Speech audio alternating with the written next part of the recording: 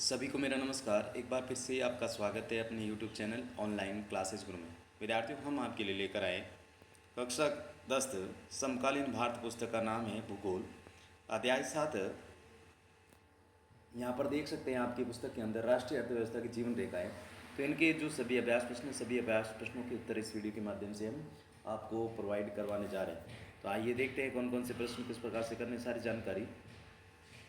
तो विद्यार्थी देखिएगा, निम्न में से कौन सा दूरस्थ स्थित स्थान पूर्व पश्चिम गलियारे से जुड़े हैं? मुंबई तथा नागपुर, सिलचर तथा पोरबंदर, मुंबई और कोलकाता नागपुर।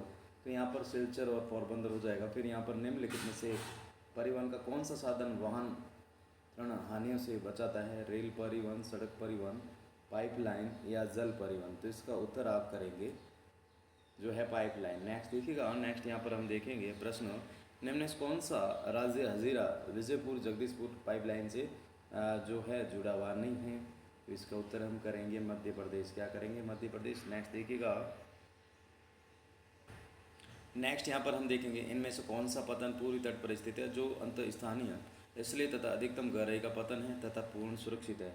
यहाँ पर दे रखा चेन्नई, पारादीप, वीआरओ, विशाखापट्टनम। तो इसका उत्तर करेंगे विशाखापट्टनम। फिर निम्न में से कौन सा परिवहन साधन भारत में प्रमुख साधन है? पाइपलाइन, रेल परिवहन, सड़क परिवहन या वायु परिवहन? तो इसका हो जाएगा सड़क परिवहन। फिर नेक्स्ट देखिएगा, निम्न में से कौन सा शब्द दो या दो से अधिक देशों के व्यापार को दर्शाता है?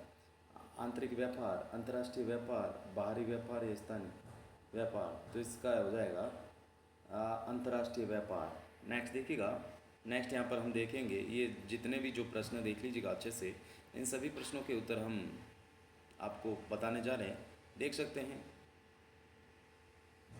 तो विद्यार्थी देख लीजिएगा, जो पहला ऑब्जेक्टिव था उसका सिलचर पोरबंदर करना था। फिर उसमें जल परिवहन पाइपलाइन दोनों आएंगे। फिर इसी प्रकार निम्न में से कौन सा राज्य हजीरापुर? तो मध्य प्रदेश। फिर इसी प्रकार नेक्स्ट हम देखेंगे जो है विशाखापट्टनम पारादीप हो जाएगा। फिर सड़क परिवहन, फिर अंतर्राष्ट्रीय व्यापार। तो यहाँ पर देख सकते हैं प्रश्न पहली उत्तर दक्षिण कॉरिडोर का उत्तरी छोर श्रीनगर, दक्षिण रेलवे मंडल तो चेन्नई, और यहाँ पर इसी प्रकार रेल मार्ग बॉन्ड ग्रेज, और एक नदी पतन कोलकाता हुगली नदी।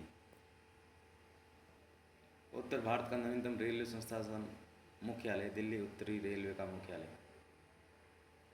प्रश्न 2 दे रखा, निम्नलिखित प्रश्नों के उत्तर लगभग 30 शब्दों में दीजिए। सड़क परिवहन के 3 गुण बताइए। तो सड़क परिवहन के 3 प्रमुख जो गुण हैं निम्नलिखित हैं।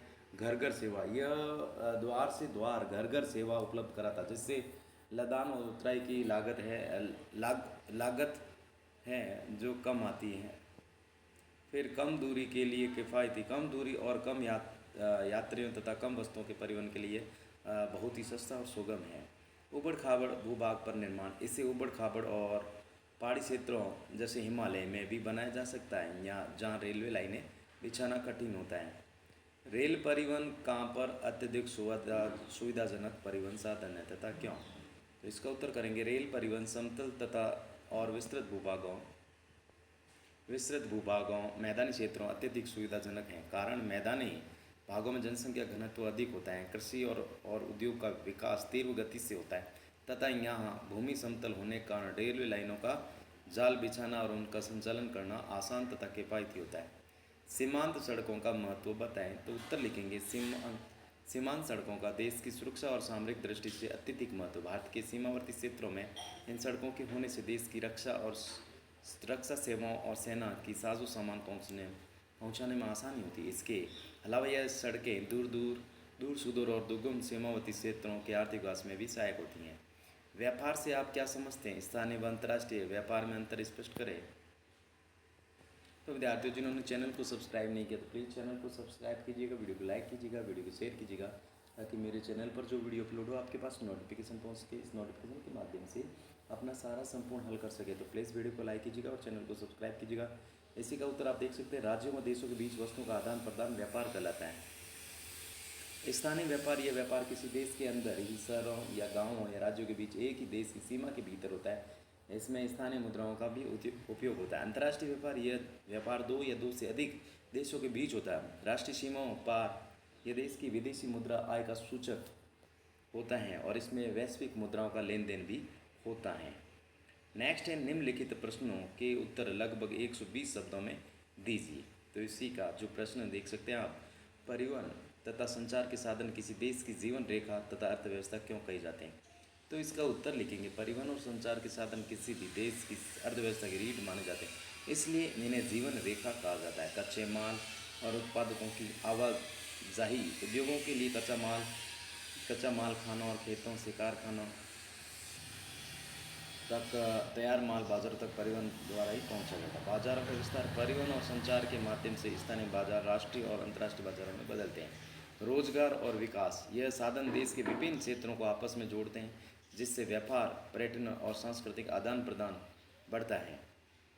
संकट प्रबंधन, देश में आपदाओं, युद्ध या आपातकाल की स्थिति में राहत सामग्री और सेना को पहुंचाने में परिवहन और संचार की भूमिका सर्वोपरि होती है। अतः इनके बिना देश का आर्थिक, सामाजिक और औद्योगिक विकास असंभव है।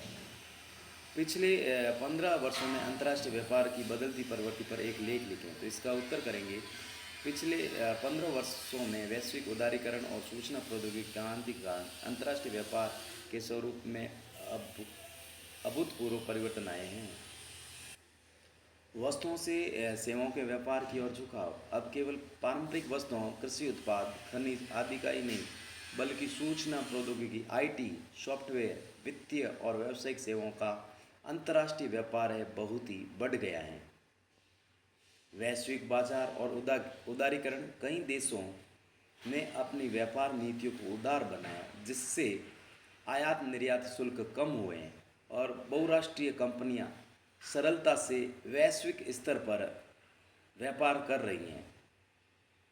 ई कॉमर्स और डिजिटल माध्यम, डिजिटल प्लेटफॉर्म्स के आने से छोटे व्यापारी और व्यक्तिगत उद्यमी भी सीधे वैश्विक ग्राहकों तक पहुंच रहे हैं। परिवहन और लॉजिस्टिक्स में सुधार, तीव्र गति वाले समुद्री, पत्रों, कंटेनर सेवाओं और आधुनिक वायु परिवहन के कारण वस्तुओं की आवाजाही तेज और सुरक्षित हुई है, जिससे अंतर्राष्ट्रीय व्यापार ने एक नया और विशाल आयाम ले लिया है। नेक्स्ट,